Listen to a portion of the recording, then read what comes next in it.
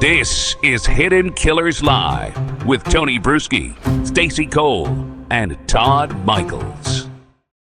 And the ability to listen to each other and not just have your voice heard and get that little, dopamine hit. Okay, I got what I wanted to say is out there. Great. But listen to what the other side is saying too. And you can disagree. You can be diametrically opposed to what the other side is saying. Yeah. But screaming over each other doesn't fix anything. And I just find it ironic of making that argument and then people arguing about the argument. It's like, let's just listen to each other. And I'm sorry to say this, and I interrupt you, Tony, but here's, because I wasn't born doing this. Very few people are, because, for our survival at a very young age, we're taught how to judge others, because judging others teaches us how to be safe. Then all of a sudden at a certain age, we got to start learning how to not judge others if we want to make relationships with other people. Right. Mm-hmm. Yeah. And so it's kind of an evolution of us as a human being as we hit maturity. But what happened to me in the Bureau and the FBI, which gave me these lifelong reps that really resonate with me, do you not think that I had to interview people? And I know I've told you before the story, interview people that had done horrendous things. Think about the cases we cover. There's going to be someone that is going to be interviewing, what's his name? Tyler, who just killed an innocent man who didn't do harm to anyone else except spew his thoughts and opinions to the world. And some people could say it's harmful or not. That parts matter, but didn't do violence to another human being. And there's going to be an officer that's interviewing him that most likely feels a supreme abhorrent distaste for, incongruent morals, ethics, does not agree with any choices this individual just made with what he's done with his life. Mm-hmm. But what's his goal? If his goal is to inspire Tyler to confess to what he did and spill the beans on everything, or in other cases where we've covered things like Stephen Stearns, that the horrendous things against Maddie Soto, if you're going to interview people like that or taking advantage of kids, if you're going to sit and judge, shields up. Now, I'm not saying you agree, but if you need to make that connection to inspire someone to want to share the information that's going to be pertinent to saving other people, to protecting other people, to understand and give closure to families that need to understand your motive, all these things, so we can save the criminal justice system millions of dollars because you confessed and you plea out or something, rather than going through this entire process, you're going to be found guilty anyway. It's a hard thing to overcome. You just have to understand what that life arc from them was, not for the point of agreeing with it, but the point to understand it so I can communicate with you, to understand your context, so that I can walk that mile in your shoes, so I can understand and make that connection to inspire you to take the action that is in the best interest of the public at large. Mm-hmm. Yeah, I mean, it's about communicating. It's about being human with one another once again. It feels that, I mean, this has separated us from each other more than anything else, and it's all coming to roost. I feel like where people feel very helpless right now. They feel very isolated, even though we're more connected than ever before. But people are self-isolating into their own echo chambers, and then they get this way so amped up that they don't know how to handle things in any sort of productive way. No problem solving skills, again, because the lack of interpersonal relationships. What would you say to people out there right now? I mean, we know we're in a tinderbox. His dad is the one who was able to calmly talk to the man who is the suspect right now. I mean, and that's where it's sitting as of this second, and turn him in. There's a lot of people out there right now, and I'm not saying go turn in your family members. I think more so, how about everybody just starts talking more to their family members again? What's going on in your life? Why are you feeling this way or that way? Whatever it is. Maybe someone's having a good day. You'll get a good one. I'm great. You're going to get something like, it's troubling me. Listen to them. Help, and you don't have to agree with them at the end of the day or adopt their politics or this or that, but just knowing, hey, there's a person over here who listens. We used to have those dynamics within a lot of our families, and you could, at the end of the day, not even know what the person's politics were, but you knew if you wanted someone to listen to you and be a loving critic, We used to have a lot more of those in our lives, and we don't. Yeah, we do. It's a sad thing. I just gave this advice. I don't like the word advice because I don't like giving advice. I like having people discover a path, right? But I was on with a group yesterday I was speaking with, and after I talk about my code of trust and unbreakable alliances and the behaviors behind these things, she had a really poignant question, which I think is very relevant here. She goes, I have a 15-year-old son that is really struggling. He wants to do X, Y, and Z with his life. He wants to go in the military, but he's like 300 pounds overweight. And I'm trying so hard, but he's not listening to me. And every time I tell him to do this, he says he will and he doesn't. Every time I tell him to do this, if you want to do it, and she says, "You have any advice? What do I do when I can't get someone to do what I want them to do because this is what they said they want to do?" Which is something we all face, right? All of us, whether it's someone in our lives, that's professional, personal. And I said, here's what I've done with my kids, and here's what I do with everyone in my life. I am the loving critic. So here's what a loving critic does. I am deeply vested in you and your success on the path that you've chosen to walk. And so what that means is I will be what I call your chief of staff. You say you want to walk to this destination. I will do all I can to help be that resource to discover things, to encourage you to do things, empower you with choices about how to move to that destination. But ultimately, that destination is your choice. And I'm not going to judge whether that choice is right or wrong. You want to give yourself a hobby. This is the toughest hobby you can give yourself in the world. Let go of what you think is right or wrong, because the person right next to you might not think the same. You want to have some curiosity, discover what they think is right or wrong. And the only way you can do that is to let go of what you think. And now we're always going to have it. But if you want to have because this is the art of the conversation. One of the reasons why Charlie was so effective with his following is because he got people to engage in the art of debate. We are genetically coded to want to have dialogues and conversations. He was teaching people in a generation that had forgotten how to have a dialogue because they're too busy doing this in sound bites in a 5-second highlight reel. And I'm not putting this down. This is part of a whole. It's a great tool. But when a tool becomes the whole, you're missing the ability to communicate, which we seek and crave. And so give yourself that challenge, because that's what I had to do. And then believe me, I was born in New York City. I grew up in upstate New York. I'm an extrovert. I'm snarky. As you all can hear, I come up with these lines sometimes.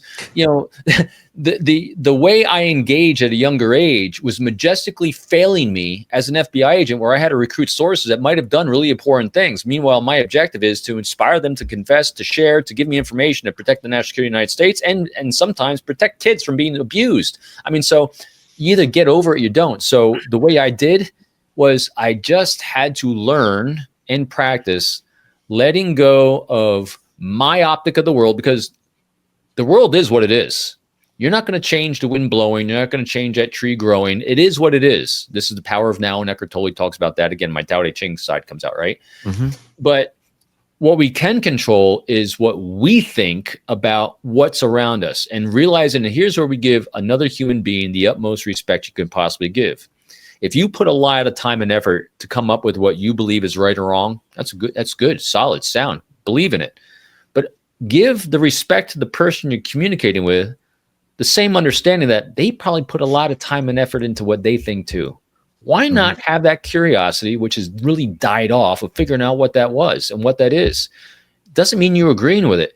I can tell you, both Marr and Charlie Kirk, both of them, I probably agree with about 5 to 10% of both of them. I adored them both and still do Marr. Why?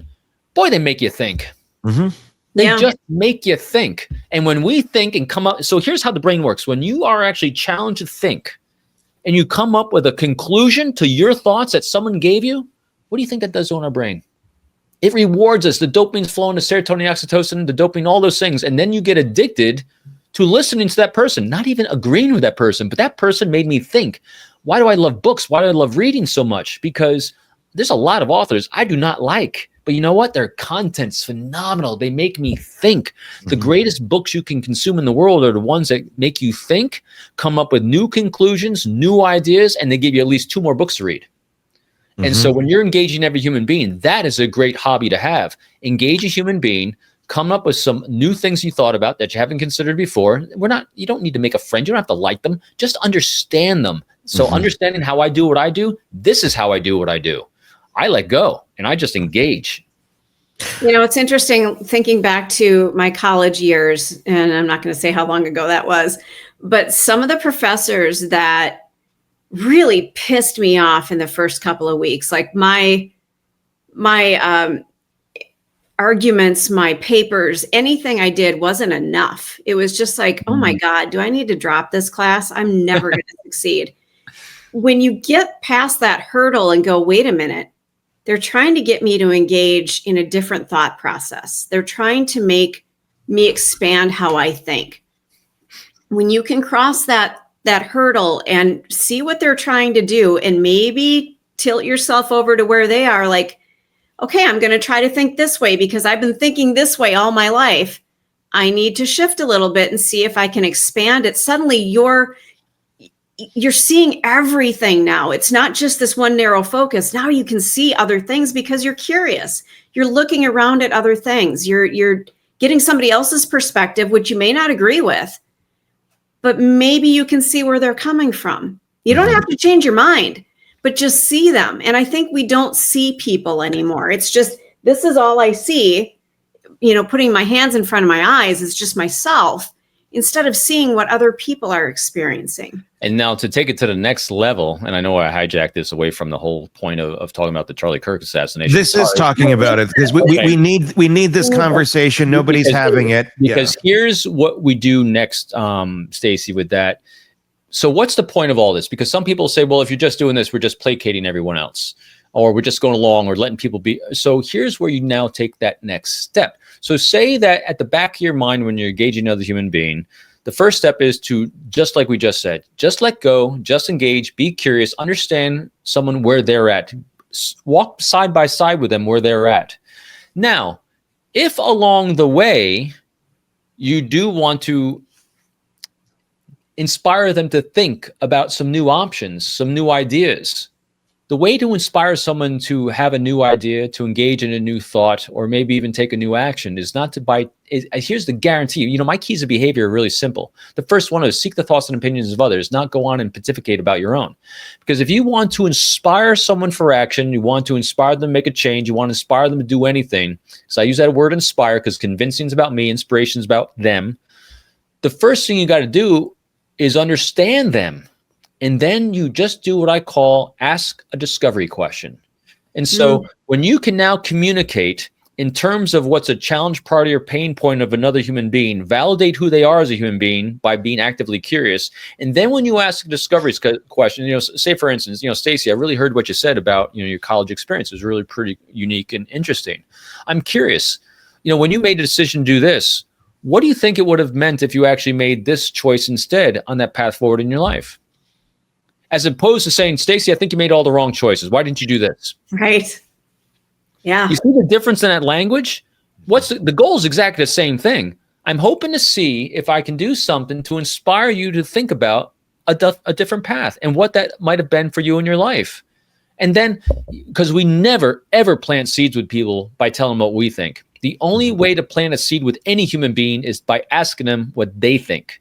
And so this is the kind of communication that has completely gotten obliterated by people taking 5-second highlight reel sound bites off of TikTok. And again, I'm on TikTok all the time. Matter of fact, I know all about Charlie Kirk because I've watched this will probably be a 5-second highlight reel on TikTok. And we got a really good nugget. But this is the kind of communication discord, talking about discord, that people have lost the art of. And that's why this is what I did for so long and still do. It is the greatest joy in the world when you have a great, beautiful conversation. And someone comes back to says this, the greatest validation and gratitude I get from a conversation with someone, Tony, it's why I love you and Stacey so much. Being on these shows, like afterwards, I always check in. How did that go?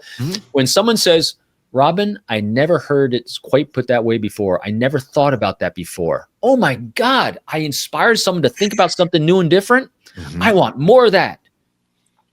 All the things I do to prep for your show, for everything I do, I'm thinking so hard and deeply, what can I do to inspire someone to think about something in a better, healthy way, to understand someone at a deeper level, to understand the world around them so they can engage in a more healthy way, so we can recognize the unhealthy and make a choice about what we need to do about it. because that's so key. What's the point of all this? The reason why people watch true crime is so they can feel safe, so they can recognize it, be entertained by recognizing where's the crazy around me so I can avoid crazy. It's like watching a NASCAR race, so I know not to do that. Want more on this case and others? Then press subscribe now and don't miss a moment of true crime coverage from Tony Bruschi and the Hidden Killers podcast.